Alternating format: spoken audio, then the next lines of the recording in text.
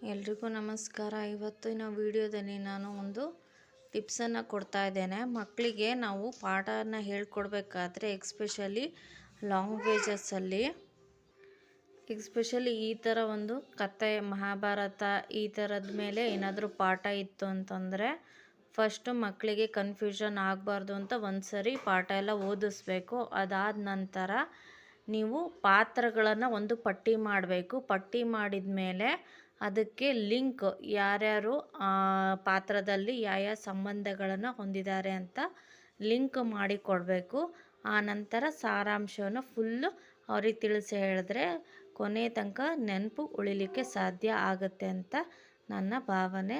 ಹಾಗಾಗಿ ಒಂದೊಂದೇ ಪಾತ್ರಗಳ ಹೇಳಿಬಿಟ್ಟು ಅದರ ವಿಶೇಷತೆ ಹೇಳಿಬಿಟ್ಟು ಅದರದ್ದೊಂದು ಕಾನ್ಸೆಪ್ಟ್ ಮ್ಯಾಪನ್ನು ನಾವು ಮಾಡಿ ತಿಳಿಸಿದರೆ ಮಕ್ಕಳು ಯಾವುದೇ ಥರ ಕನ್ಫ್ಯೂಷನ್ನು ಮಾಡ್ಕೊಳ್ಳಲ್ಲ. ಹಾಗೆಯೇ ಸಿಂಪಲಾಗಿ ಮಕ್ಕಳಿಗೆ ಅರ್ಥ ಆಗ್ತಾ ಹೋಗುತ್ತೆ ಪಾಠ ಏನು, ಅದರ ಸಾರಾಂಶ ಏನು ಅಂತ.